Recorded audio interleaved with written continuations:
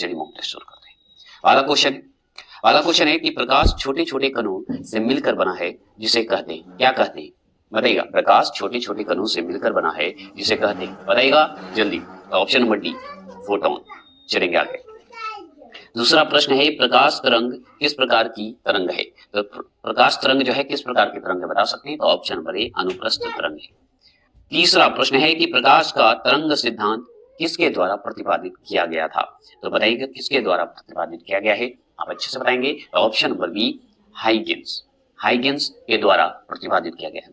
चलिएगा fourth question number, निम्नलिखित में से किस घटना के आधार पर प्रकाश तरंगों के अनुप्रस्थ होने की पुष्टि होती है, बताइएगा क्या कारण है।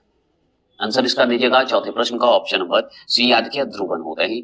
चलिएगा पांचवें प्रश्न की बात करते हैं, तो पांचवा प्रश्न को ध्यान से पढ़िएगा। प्रकाश एक प्रकार की विद्युत चुंबकीय तरंग है, यह सर्वप्रथम किसने बताया है, तो ये किसने बताया है बताइएगा। पांचवा प्रश्न का ऑप्शन नंबर सी, मैक्सवेल ने बताया है।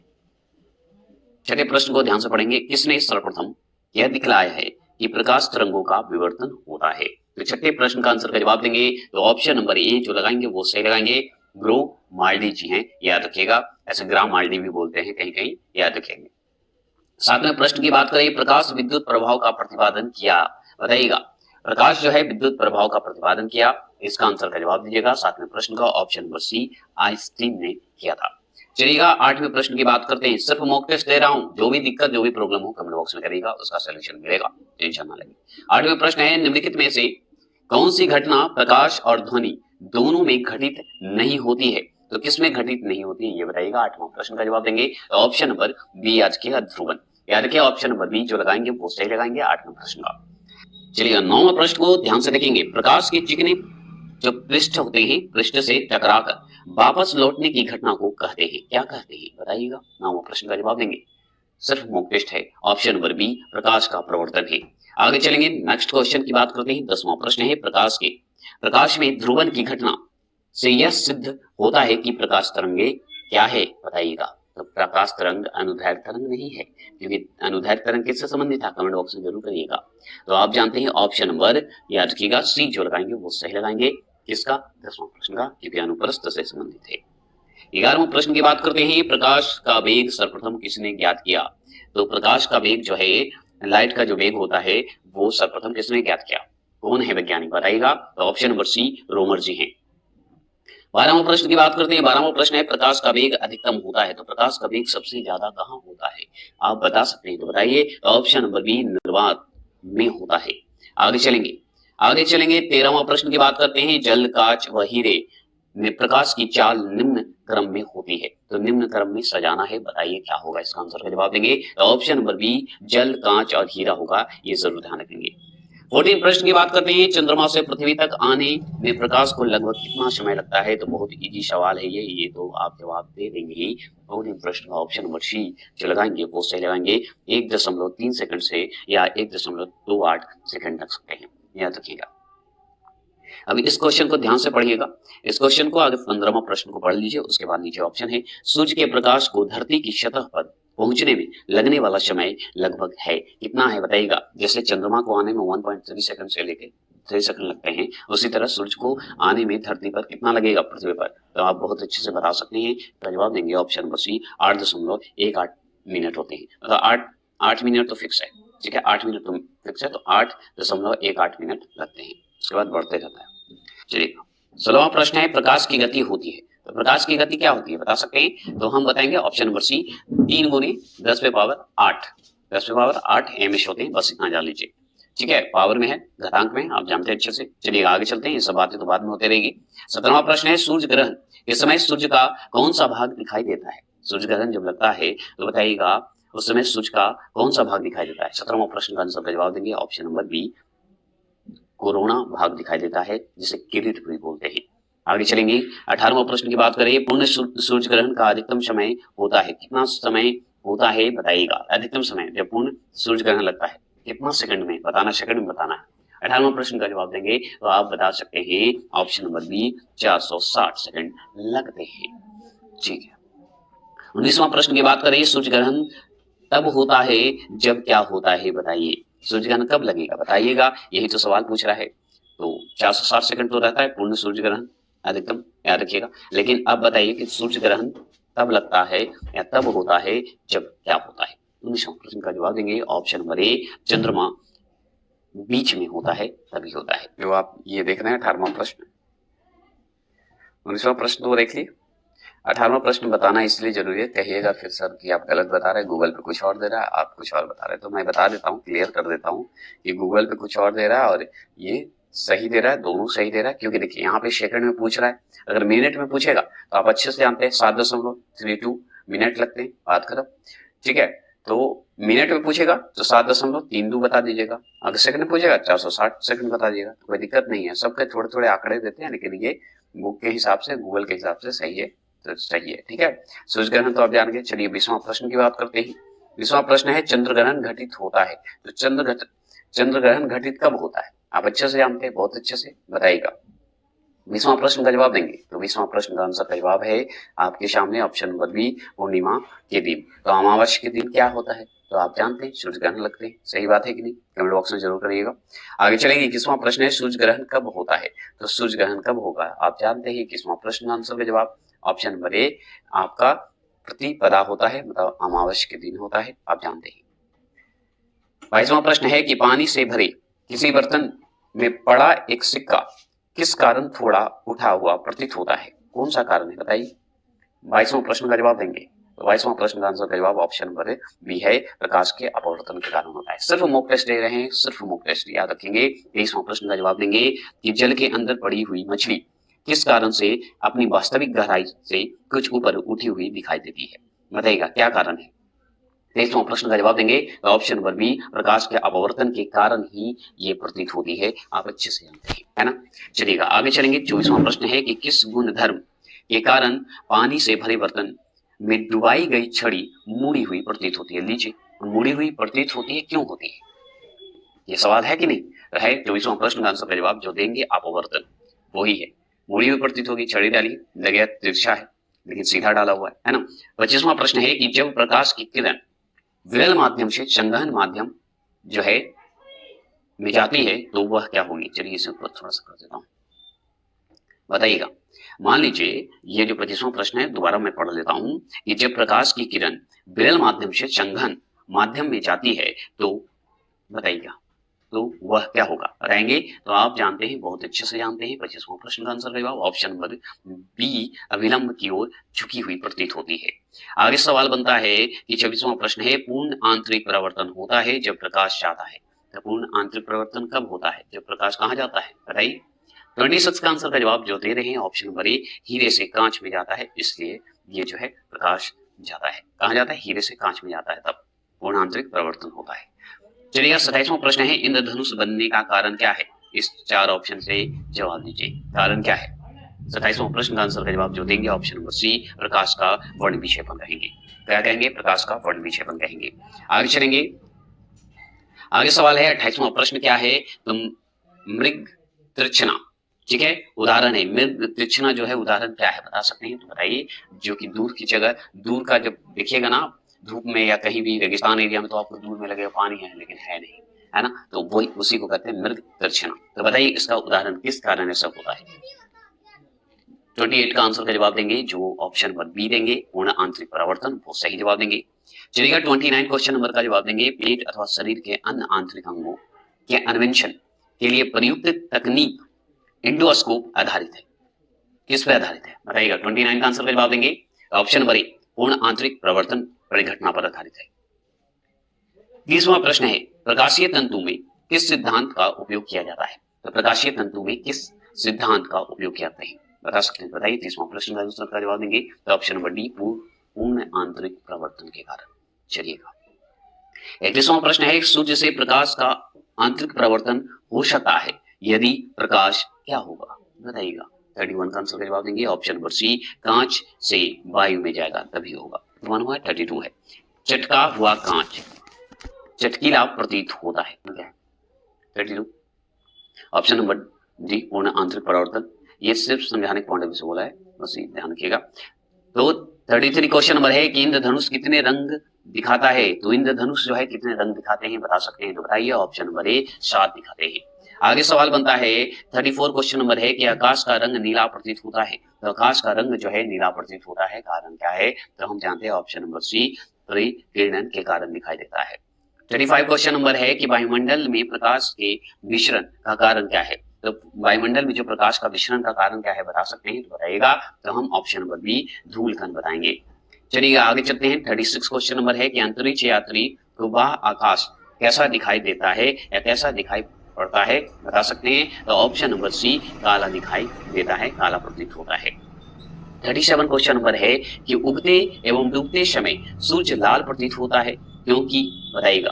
क्योंकि कारण क्या है? उगते एवं डूबते समय जो सूर्य लाल प्रतीत होता है, कारण बता सकते हैं? तो बताइएगा। तो ऑप्शन नंबर बी, लाल रंग का परिकिरण सबसे कम होता है। आगे सवाल बनता है कि 38 क्वेश्चन नंबर है कि इंद्रधनुष में किस रंग का विक्षेपण अधिक होता है? बताइएगा, इंद्रधनुष में किस रंग का विक्षेपण अधिक होता है? तो हम बताएंगे 38 का आंसर का जवाब देंगे ऑप्शन नंबर ए, बैंगनी होता है। आगे चलेंगे 39वां प्रश्न का बात करते हैं। तो सूखा बालू चमकीला क्यों दिखाई देता है, जबकि गीला बालू प्रतीतहीन होता है? मतलब देखिए, सूखा बालू एकदम चमककर जैसा लगेगा क्या? तो वहां पे पानी है उस जगह पे, है ना, जानते हैं, तो चमकीला प्रतीत होता है। लेकिन जो भीग जाएगा पानी, जो भीगा हुआ बालू, पता है, नहीं चमकेगा। क्यों? उसी को बोलता है धुतहीन। तो क्यों, कारण क्या है? 39 का आंसर का जवाब देंगे। तो ऑप्शन नंबर बी, इसका कारण है परावर्तन। 14 प्रश्न 40 प्रश्न की बात करते हैं। तो साबुन के पतले झाग में चमकदार रंगों का बनना किस परिघटना का परिणाम है? कौन सा परिघटना का परिणाम है, बता सकते हैं? तो ऑप्शन नंबर ए, बहुलित परावर्तन और व्यक्तीकरण का परिणाम है। आगे चलेंगे। 28वां प्रश्न है, कार में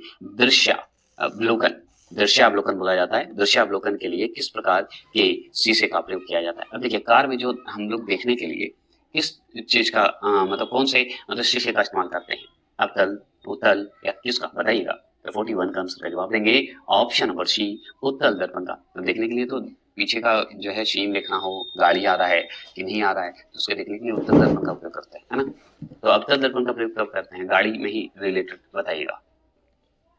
देखिए, चलिए 42 क्वेश्चन नंबर है कि मोटर कार में पश्चिम दृश्य के लिए कौन सा दर्पण प्रयुक्त होता है? पश्चिम दृश्य मतलब पीछे का दृश्य, और अभी जस्ट ऊपर भी पढ़ेंगे। तो बताइएगा, पीछे का दृश्य देखने के लिए हम किसका इस्तेमाल करते हैं? उत्तल दर्पण का इस्तेमाल करते हैं। चलिएगा, 43 क्वेश्चन नंबर का जवाब देंगे कि दांत के डॉक्टर का दर्पण होता है। तो दांत का जो डॉक्टर होते हैं वो कौन सा दर्पण का इस्तेमाल करते हैं? तो आप अच्छे से जानते हैं, ऑप्शन नंबर बी, अवतल दर्पण का इस्तेमाल करते हैं। 43 का आंसर का जवाब जो देंगे ऑप्शन नंबर बी, वो सही देंगे। 44 का आंसर का जवाब दीजिएगा, कार की हेडलाइट में किस दर्पण का प्रयोग किया जाता है? अब नीचे कार का हेडलाइट है, अब उसमें कौन सा दर्पण का इस्तेमाल करेंगे, बता सकते हैं? अच्छे से बताइएगा। 44 का आंसर का जवाब ऑप्शन नंबर सी जो लगाएंगे वो सही लगाएंगे। अवतल दर्पण का प्रयोग करते हैं हेडलाइट में, और पीछे के दृश्य के लिए उत्तल दर्पण। चलिएगा, 45 क्वेश्चन नंबर है कि दाढ़ी बनाने के लिए काम में लेते हैं। तो दाढ़ी बनाने के लिए काम में लेते हैं, क्या लेते हैं, कौन सा दर्पण का इस्तेमाल करते हैं? 45 का आंसर का जवाब देंगे ऑप्शन नंबर ए, अवतल दर्पण का प्रयोग करते हैं। आगे चलिएगा, 46 क्वेश्चन नंबर का जवाब देंगे, कार चलते समय अपने पीछे के यातायात को देखने के लिए आप किस प्रकार के दर्पण का उपयोग करना चाहेंगे? किस प्रकार का उपयोग करना चाहेंगे, बताइएगा। तो हम बहुत अच्छे से बात है, पीछे की चीज है, उत्तल दर्पण के सिवा और क्या इस्तेमाल करेंगे? उत्तल दर्पण का इस्तेमाल करेंगे। 46 का आंसर का जवाब डी जो लगाएंगे वो सही लगाएंगे। 47 क्वेश्चन नंबर बताइए कि मानव आंख के रेटिना पर कैसा प्रतिबिंब बनाता है?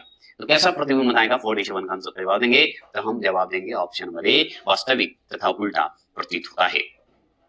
48 आंसर का जवाब देंगे, जब कोई वस्तु दो समानांतर समतल दर्पणों के बीच रखी जाती है तो बने हुए प्रतिबिंबों की संख्या होगी। तो कितना होगा संख्या, बताइएगा। 48 का आंसर का जवाब देंगे तो ऑप्शन नंबर डी, अनंत होगा। मतलब अनंत होगा, अनंत मतलब कोई सीमा नहीं है, याद रखिएगा।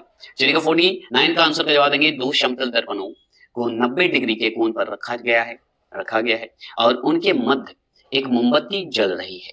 दर्पण में मोमबत्ती के कितने प्रतिबिंब बनेंगे, बताइएगा। 90 डिग्री पर रखा हुआ, बताइए उसमें दर्पण में मोमबत्ती का कितना प्रतिबिंब बन सकता है, बता सकते हैं? 49 का आंसर जवाब देंगे ऑप्शन नंबर बी, 3 ही बनेंगे, और का आप देख सकते हैं 3 ही बनेंगे, और क्या बनेगा, है ना। चलिएगा, 50 प्रश्न 50 प्रश्न है। 50वां प्रश्न बताइए, यदि एक व्यक्ति दो समतल दर्पण को 60 डिग्री कोण पर अनाथ है, मतलब 60 डिग्री पे है, ठीक है, के बीच खड़ा है, तो उसे कितने प्रतिबिंब जो है दिखेंगे? कितने प्रतिबिंब दिखेंगे? जो 60 डिग्री पे डायरेक्ट सवाल ही है। 50वां प्रश्न ऑप्शन नंबर सी 5 दिखेगा, 90 पे 3 दिखेगा, ऐसे ध्यान रख सकते हैं। ठीक है, देखना है ना? ठीक है, चलिए 51 क्वेश्चन नंबर है कि अभिसारी लेंस वह होता है जो क्या होता है बताइएगा। अभिसारी लेंस जो है वह होता है क्या होता है बताइएगा। 51 का आंसर का जवाब देंगे ऑप्शन नंबर बी, किरणें एकत्रित करता है। चलिएगा 52 का आंसर का जवाब देंगे अपसारी लेंस वह होता है जो क्या होता है बताइएगा। अपसारी लेंस क्या होता है बताएंगे। 42 का आंसर का जवाब देंगे ऑप्शन नंबर ए, किरणें फैलता है। बस इतना ध्यान रखिएगा। 53 का आंसर का जवाब देंगे वायु का बुलबुला जल में व्यवहार करेगा। तो वायु का बुलबुला जो है जल में व्यवहार करता है। ऑप्शन नंबर याद रखिए बी, अवतल लेंस की भांति करता है। आगे चलेंगे 54 का आंसर का जवाब देंगे। 54 का आंसर का जवाब देंगे जल के अंदर वायु का बुलबुला व्यवहार करता है। तो वायु का बुलबुला जो है व्यवहार करता है वो है ऑप्शन नंबर सी, अपसारी लेंस ऐसा करता है। आगे चलेंगे, आगे सवाल है 55 क्वेश्चन नंबर। अब बताइए लेंस की क्षमता का मात्रक होता है। तो लेंस की क्षमता का मात्रक क्या होता है बताएंगे। तो आपके सामने दो मतलब ये ऑप्शन 4 है, बताइएगा जवाब। ऑप्शन नंबर बी डायोप्टर होता है। तो लेंस की क्षमता का मात्रक पूछे तो डायोप्टर भी लगा के चलाइएगा। चलिएगा 56 का आंसर का जवाब देंगे कि धूप के चश्मे की क्षमता होती है तो कितने डायोप्टर में होती है बता सकते हैं। तो बताइए 56 का आंसर का जवाब देंगे तो ऑप्शन नंबर ए 0 डायोप्टर का होता है धूप का चश्मा, और क्या। ठीक है, 56 का ए हो गया। 57 का जवाब देंगे एक उत्तल लेंस को जब पानी में डुबाया जाता है तो उसकी क्षमता जो है बताइए क्या हो जाती है बताइएगा। 57 का आंसर का जवाब देंगे ऑप्शन नंबर ए, घट जाती है। आगे चलेंगे 58 का आंसर का जवाब देंगे प्रिज्म से गुजरने पर सूर्य के प्रकाश की किरणें विभिन्न रंगों में विभक्त हो जाती है क्योंकि कारण क्या है बता सकते हैं। तो बताइएगा 58 का आंसर का जवाब देंगे तो ऑप्शन नंबर डी, विभिन्न रंगों के किरणों का विचलन भिन्न भिन्न होता है। बस इतना जान लीजिए। आगे चलेंगे 59 क्वेश्चन नंबर है कि श्वेत प्रकाश कितने रंगों के मेल से बना होता है। तो श्वेत प्रकाश जो है कितने रंगों के मेल से बना होता है बता सकते हैं। तो बताइएगा 59 का आंसर का जवाब देंगे ऑप्शन नंबर बी, याद रखिएगा 7 होते हैं। आगे चलेंगे 60वां प्रश्न। 60वां प्रश्न है श्वेत प्रकाश जब प्रिज्म से होकर गुजरती है तो वर्ण सबसे अधिक विचलित होती है, वह कहाँ होती है बता सकते हैं। तो हम बताएंगे 60वां प्रश्न का आंसर का जवाब ऑप्शन नंबर बी, बैगनी में होती है। आगे चलेंगे 61 का आंसर का जवाब देंगे कि श्वेत प्रकाश जब प्रिज्म से होकर गुजरती है तो वर्ण जो है सबसे कम विचलित होती है, सबसे कम विचलित होती है तो वो होती है ऑप्शन नंबर ए, लाल में होती है। ऊपर क्या पढ़े आप देख लीजिए आगे। तो सबसे अधिक विचलित कहाँ होती है तो बैगनी में, और सबसे कम लाल में। 62 का आंसर का जवाब देंगे प्राथमिक रंग कौन से हैं। तो प्राथमिक रंग आपके 3 हैं जो कि बहुत इंपॉर्टेंट है, जो कि आपको बताना है। तो ऑप्शन नंबर ए, लाल, हरा, नीला बता देना है। 63 का आंसर का जवाब दीजिएगा कि प्रकाश के वर्ण क्रम में निम्न में से किसका तरंग दैर्ध्य जो है न्यूनतम है। तो तरंग दैर्ध्य जो न्यूनतम है बताइएगा वो क्या होगा। तो ऑप्शन नंबर सी, बैगनी होगा। मैं बता दूं एक बात रिक्वेस्ट करना चाहता हूं कि पुराने जो वीडियो देख रहे होंगे उसमें थोड़ी बहुत वीडियो में गलतियां हुई है, बोलने में भी पढ़ने में भी गलतियां हुई है। अब के वीडियो में आपको थोड़ी गलतियां और पढ़ने में निकले तो आप कमेंट करिएगा क्योंकि इसमें चेंज किया गया है, सुधार किया गया है सकते हैं। तो प्लीज रिक्वेस्ट है थोड़ा सा आप भी कॉम्प्रोमाइज करिए। पुराने वीडियो को देखिएगा तो थोड़ा सा गलतियां तो निकलेगी क्योंकि अचानक मैंने ऑफलाइन से ऑनलाइन आया था, इसलिए वो हुआ था। अब धीरे धीरे हो जाएगा क्योंकि जैसे ऑफलाइन में पढ़ा तो वैसे ही ऑनलाइन में मैं पढ़ा रहा हूँ। प्लीज सपोर्ट करेंगे, सब्सक्राइब करेंगे, और जो सपोर्ट करें उनके लिए दिल से थैंक यू। चलिए 63 का आंसर का जवाब दीजिए। तो दे दिए थे आप ऑप्शन नंबर सी, बैगनी दे दिए थे। चलिएगा आगे सवाल है 64 का आंसर का जवाब दीजिएगा निम्नलिखित में से किस रंग का तरंग दैर्ध्य अधिकतम होता है बताएंगे। किस रंग का तरंग दैर्ध्य अधिकतम होता है। 64 का आंसर का जवाब दीजिएगा तो ऑप्शन नंबर डी, लाल होता है। आगे चलेंगे 65 का आंसर का जवाब दीजिएगा यदि किसी कमरे में हरा विद्युत बल्ब लगा हो तो लाल वस्त्र दिखाई देगा। तो कैसा दिखाई देगा, हरा बॉल लगा दीजिए तो लाल वस्त्र कैसा, काला दिखाई देगा, और क्या दिखाई देगा है ना। ऑप्शन नंबर सी, काले रंग का दिखाई देगा। आगे चलेंगे 66 का आंसर का जवाब दीजिएगा लाल कांच को अधिक ताप पर गर्म करने पर वह दिखाई देगा, क्या दिखाई देगा बताइएगा। 66 का आंसर का जवाब दीजिएगा तो वो है ऑप्शन नंबर बी, हरा दिखाई देगा। 67 का जवाब देंगे। ठीक है, तो प्रकाश का रंग निश्चित किया जाता है। तो प्रकाश का रंग जो है निश्चित होता है, मतलब लाइट का रंग बताइएगा। तो उसका आंसर का जवाब ऑप्शन नंबर सी, तरंग दैर्ध्य द्वारा होता है। देखिए 68 क्वेश्चन नंबर है कि सूर्य की किरणों में कितने रंग होते हैं। तो कितने रंग होंगे ये बताइएगा। 68 का आंसर का जवाब दीजिएगा। तो आप जानते हैं ऑप्शन नंबर सी, याद रखिएगा 7 होते हैं, है ना। आगे चलेंगे 69 क्वेश्चन नंबर का जवाब देंगे। 69 क्वेश्चन नंबर का जवाब दीजिएगा कि यदि वायुमंडल ना हो तो पृथ्वी से आकाश किस रंग का दिखाई देगा। तो किस रंग का दिखाई देगा बता सकते हैं? तो ऑप्शन नंबर ए काला ही दिखाई देगा, ये जान लीजिए। 70 प्रश्न देखिए, जब प्रकाश के लाल हरा नीले रंगों का समान अनुपात में मिलाया जाता है तो परिणामी रंग होगा। तो परिणामी रंग क्या होगा बताइएगा। 70 प्रश्न का जवाब देंगे तो ऑप्शन नंबर बी याद रखिएगा, सफेद होगा। आगे चलिए नेक्स्ट क्वेश्चन की ओर। 71 क्वेश्चन, 70 क्वेश्चन हो गए। 71 क्वेश्चन की बात करते हैं तो याद रखिएगा, फोटोग्राफी कैमरे का कौन सा भाग आंख की रेटिना की तरह कार्य करती है। कौन सा भाग करेगा? तो फिल्म वाला भाग करता है, ये हम आप बहुत बार पढ़ चुके हैं। तो ऑप्शन नंबर डी जो लगाएंगे वो सही लगाएंगे। 72 कैमरे में किस प्रकार का लेंस जो है उपयोग में लाया जाता है। तो कैमरे में किस प्रकार का लेंस का उपयोग करते हैं हम लोग, यही सवाल तो पूछ रहा है। तो ऑप्शन नंबर ए उत्तल जो है लेंस का प्रयोग करते हैं हम लोग। 73 की बात करते हैं। 73 है कि मानव की आंख वस्तु का प्रतिबिंब निम्न में से किस भाग पर बनती है। तो किस भाग पर बनती है ये बता सकते हैं? तो बताइए। 73 का ऑप्शन नंबर डी रेटिना पर बनती है। आगे चलेंगे 74 का आंसर का जवाब दीजिएगा। दृष्टिपटल पर बना प्रतिबिंब होता है। तो दृष्टिपटल पर जो बना प्रतिबिंब होता है वो होता है ऑप्शन नंबर डी वास्तविक एवं मूलता होता है। आगे चलेंगे 75 क्वेश्चन नंबर है कि आंख के किस भाग द्वारा आंख में प्रवेश करने वाले प्रकाश की मात्रा नियंत्रित होता है। यह देखिए, प्रकाश जो आता है, प्रवेश करने वाली जो प्रकाश आती है उसको नियंत्रित करती है। तो कैसे करती है, किस कारण से करती है, यही सवाल है ना। 75 का आंसर का जवाब दीजिएगा। तो ऑप्शन नंबर सी याद रखिएगा, आयरिश याद रखेंगे। चलिए 76 आंसर है कि नेत्रदान के दाता, जो नेत्रदान करते हैं उनकी बात हो रही है। नेत्रदान के दाता की आंख के किस हिस्से को प्रतिरोपित किया जाता है। प्रतिरोपित मतलब कौन सा निकाल के लगाया जाता है दूसरे के आंखों में, बताइएगा। 76 के आंसर का जवाब दीजिएगा। तो ऑप्शन नंबर ए कॉर्निया का जो है भाग लगाया जाता है। आगे चलेंगे 77 की बात करते हैं। स्वस्थ नेत्र के लिए स्पष्ट दृष्टि की न्यूनतम दूरी कितनी होती है। स्पष्ट देखना है तो बताइए न्यूनतम दूरी कितनी होनी चाहिए, ये पूछ रहा है आपसे। तो हम बताएंगे ऑप्शन नंबर ए 25 सेमी होनी चाहिए। चलिएगा 78 का आंसर का जवाब देंगे। 78 है कि यदि कोई व्यक्ति दूर की वस्तु को स्पष्ट नहीं देख सकता तो उसकी दृष्टि में कौन सा दोष होगा। मतलब यही पूछ रहा है कि दृष्टि में कौन सा दोष होगा, ये तो मैंने पूछा, बताइए। 78 का आंसर का जवाब देंगे ऑप्शन नंबर बी निकट दृष्टि होगा। सही बात है, यदि कोई व्यक्ति अगर दूर की वस्तु को स्पष्ट नहीं देख सकता तो उसकी दृष्टि में कौन सा होगा। मान लीजिए दूर की वस्तु को आप स्पष्ट नहीं देख सकते तो निकट दृष्टि दोष है ना, है ना। दूर की वस्तु नहीं दिखाई देता है तो नजदीक की वस्तु दिख रहा है तो वही दोष होगा। जो दिख रहा है वो दोष है, जो नहीं दिख रहा वो दोष नहीं। ऐसे पकड़ सकते हैं, लॉजिकल है। चलिए दिखा देते हैं।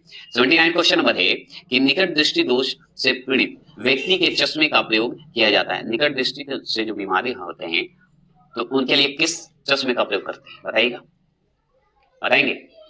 तो 79 का आंसर का जवाब देंगे ऑप्शन नंबर सी याद रखिएगा, अवतल लेंस का प्रयोग करेंगे। क्यों? क्योंकि दूर की वस्तु स्पष्ट दिखता ही नहीं, पास की वस्तु दिखता है। तो बीमारी क्या है, जो दिख रहा है वही बीमारी है, मतलब निकट दृष्टि दोष है। ऐसे याद करिएगा, ये लॉजिकल है, याद करने का लॉजिक है, याद कर सकते हैं। ठीक है, 79 का आंसर का जवाब सी भी है, याद रखिएगा। जैसे देखिए यहाँ पे 80 प्रश्न है कि दूरदृष्टि दोष से पीड़ित व्यक्ति को जो बताइएगा, दूरदृष्टि दोष से जो पीड़ित व्यक्ति हैं वो बताइएगा क्या होगा आंसर इसका। 80 प्रश्न का जवाब देंगे। तो 80 प्रश्न का आंसर का जवाब जो दे रहे हैं, कौन दे रहे हैं, ऑप्शन नंबर बी निकट की वस्तु दिखाई नहीं देती है। अब दूरदृष्टि दोष है मतलब दूर की वस्तु दिखेगी लेकिन निकट की वस्तु नहीं दिखेगी। आप याद रखिएगा, जो चीज दिख रहा है वही बीमारी है, मतलब दूरदृष्टि दोष है। चलिए ठीक है, मतलब निकट की वस्तु नहीं दिखेगी और दूर की वस्तु दिखेगी। याद करवाने का पॉइंट वैसे समझे तो प्लीज यस या नो में जवाब देंगे, नहीं तो कहिएगा सर गलत बता दिए। गलत नहीं बताए, बस याद करवाने के लिए वो डायलॉग मार रहे हैं कि दूर की वस्तु जो दिख रही है वही बीमारी है, जो पास की वस्तु नहीं दिख रही वो बीमारी नहीं है। मतलब दूर की वस्तु दिखे, दूर दृष्टि दोष है। निकट दृष्टि दोष मतलब निकट वस्तु दिखेगी लेकिन दूर की वस्तु नहीं दिखेगी, तो निकट दृष्टि दोष है। दूर दृष्टि दोष से पीड़ित व्यक्ति के चश्मे में कौन सा लेंस जो है प्रयोग किया जाता है। अब देखिए दूर की वस्तु को देखने के लिए आप कौन सा लेंस का इस्तेमाल करिएगा। तो ऑप्शन नंबर ए उत्तल लेंस का। अब देखिए उत्तल लेंस का हम प्रयोग करेंगे, दूर की वस्तु से पीड़ित जो व्यक्ति हैं उनके लिए उत्तल लेंस का प्रयोग करेंगे। आपको लगता है, बताइएगा कमेंट बॉक्स से। हम अभी जस्ट क्या पढ़े, तो जस्ट पढ़े कि अवतल लेंस का प्रयोग करते हैं। इसमें किसका प्रयोग करते हैं, निकट वस्तु के लिए कौन सा, अवतल लेंस, और दूर की वस्तु के लिए कौन सा रहेंगे तो उत्तल लेंस। यही था ना। तो यही जरूरी है, तो याद रखना होगा। ठीक है, 81 का ऑप्शन नंबर ए जो लगाएंगे वो सही लगाएंगे। 82 वर्णध्रुवता को किस लेंस से दूर किया जा सकता है? तो किस लेंस से दूर करेंगे बताइएगा। 82 का आंसर का जवाब देंगे, 82 का आंसर का जवाब देंगे ऑप्शन नंबर डी, इनमें से कोई लेंस से नहीं कर सकते, ये जान लीजिए। देखिए 83 क्वेश्चन नंबर है कि जरा दृष्टि दोष के उपचार के लिए प्रयुक्त होता है, तो क्या प्रयुक्त होता है, कौन सा लेंस? तो option number D bifocal lens का उपयोग करते हैं। 84 का आंसर का जवाब है कि अविंदुकता के उपचार के लिए प्रयुक्त होता है, क्या प्रयुक्त होता है बता सकते हैं? 84 का आंसर का जवाब जो देंगे वो सवाल का जवाब है ऑप्शन नंबर डी, बेलनाकार लेंस का प्रयोग करते हैं। तो 85 का है मायोपिया से तात्पर्य है, क्या तात्पर्य है बताइएगा। 85 का आंसर का जवाब देंगे, तो जो जवाब दे रहे हैं ऑप्शन नंबर बी वो सही दे रहे हैं, निकट दृष्टि दोष है। तो जैसे ही मायोपिया शब्द आए निकट दृष्टि दोष टिक लगा के चले आइएगा। 86 का आंसर का जवाब दीजिएगा। 86 में क्या होगा? मायोपिया पढ़े, अब बताइए हाइपर मेट्रोपिया का अर्थ क्या होगा बताइए। तो देखिए मायोपिया से क्या था, निकट दृष्टि दोष पढ़े ना, तो आप बताइए हाइड्रोपिया से क्या पढ़ेगा। आप अच्छे से जवाब दीजिएगा, ऑप्शन नंबर बी दूर दृष्टि दोष होगा। चलिएगा 87 का आंसर का जवाब देंगे। एक आदमी 10 मीटर से अधिक दूरी की वस्तु स्पष्ट नहीं देख पाता है, वह किस दृष्टि दोष से पीड़ित है? बहुत अच्छा सवाल है और ऐसे सवाल आपको जरूर पूछता है, याद रखेंगे। कोई भी रेलवे की एग्जाम दे या कोई भी एग्जाम दे 100%। तो 87 का आंसर का जवाब दीजिएगा, ऑप्शन नंबर सी मायोपिया। याद रखिएगा 10 मीटर की अधिक दूरी दिख ही नहीं रहा है तो समझिए मायोपिया की बीमारी हो गई है। मतलब चलिएगा आगे चलते हैं। मायोपिया किससे संबंधित था? निकट दृष्टि दोष से, ये भी याद रखेंगे। एक मनुष्य 1 मीटर से कम दूरी की वस्तु को स्पष्ट नहीं देख सकता, 1 मीटर की, याद रखिएगा। वह व्यक्ति किस दोष से पीड़ित है? 1 मीटर की बात हो रही है, ठीक है। तब बताइए, बताएंगे। आपका आंसर का जवाब दीजिए। 88 का आंसर का जवाब देंगे, ऑप्शन नंबर ए दूरदृष्टि दोष है। क्लियर बात? चलिएगा 89 आंसर का जवाब दीजिएगा। दूरबीन क्या है? तो दूरबीन क्या है बताइएगा। 89 का आंसर का जवाब दीजिएगा, दूरबीन क्या है? तो दूरबीन याद रखिएगा दूर की वस्तु देखी जाती है, इसलिए दूर की वस्तु को देखने के लिए, ठीक है, दूरबीन का उपयोग करते हैं। 90 प्रश्न है घड़ी साज घड़ी। घड़ी साज घड़ी के बारीकी पुर्जों को देखने के लिए किसका प्रयोग जो है किया जाता है या करते हैं या होता है, किसका प्रयोग होता है, यही सवाल है। तो घड़ी साज घड़ी के बारीकी पुर्जा मतलब उसके आंतरिक जो ऊर्जा होता है, मतलब पार्ट उसका, बताइए उसको देखने के लिए हम किस लेंस का या किस चीज का प्रयोग करते हैं, ये पूछ रहा है। तो 90 प्रश्न का आंसर का जवाब आवर्धक लेंस का प्रयोग करते हैं, आवर्धक, याद रखिएगा। आगे सवाल है 91 क्वेश्चन नंबर है। 91 क्वेश्चन नंबर है कि जीव विज्ञान की प्रयोगशाला में सूक्ष्म कोशिकाओं या जीवों के आवर्धित प्रतिबिंब देखने के लिए किसका उपयोग किया जाता है? तो किसका उपयोग करते हैं, मतलब मान लीजिए जीव विज्ञान में जो प्रयोगशाला में हम लोग इस्तेमाल करते हैं सूक्ष्म चीज, माइक्रो चीज को देखने के लिए, हम छोटे छोटे सेल को देखने के लिए, तो बताइएगा किसका प्रयोग करते हैं, कौन से, बताइएगा किस तरह का उपयोग करते हैं, बताइएगा उसका नाम बताइएगा।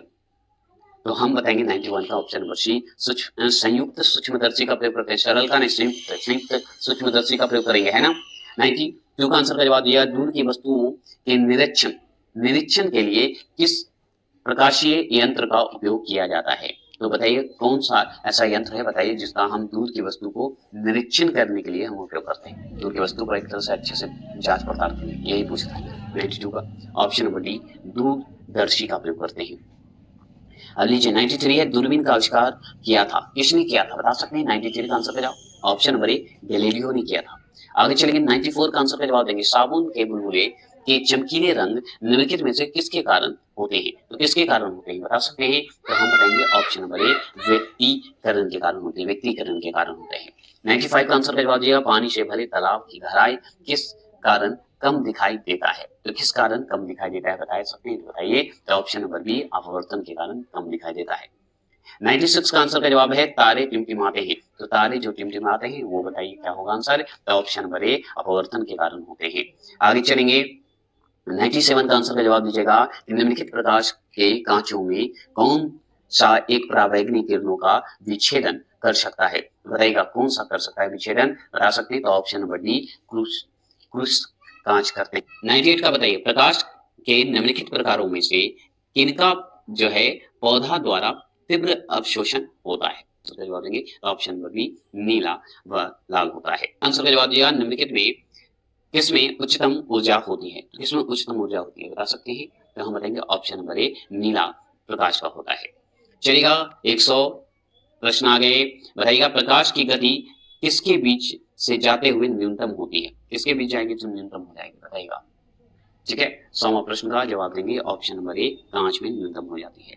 आगे चलेंगे 101 प्रश्न की बात करते हैं। किसकी तारे के रंग से पता चलता है कि उसके क्या होंगे? उसके ऑप्शन नंबर सी ताप का होगा, याद रखिए ताप का होगा। 102 प्रश्न है कि आइंस्टीन जो है के E बराबर mc² समीकरण में सी जो घोतक है वो है क्या? सी का मतलब है क्या बता सकते हैं? तो बताइए। 102वां प्रश्न का ऑप्शन नंबर बी याद रखिएगा प्रकाश का वेग है। ठीक है, सी का मतलब। 103 प्रश्न है कि सोडियम वाष्प लैंप प्रायः सड़क प्रकाश के लिए प्रयुक्त होता है क्योंकि क्या होता है बताइएगा। 103 प्रश्न की बात करते हैं ऑप्शन नंबर डी, ये चमकदार रोशनी देता है। ठीक है, 104वां प्रश्न है कि पीले रंग का पूरक रंग है। पीले रंग का पूरक रंग है, क्या रंग है बताइएगा? तो ऑप्शन नंबर ए नीला है, याद रखेंगे। आगे चलेंगे 105वां प्रश्न की बात करते हैं।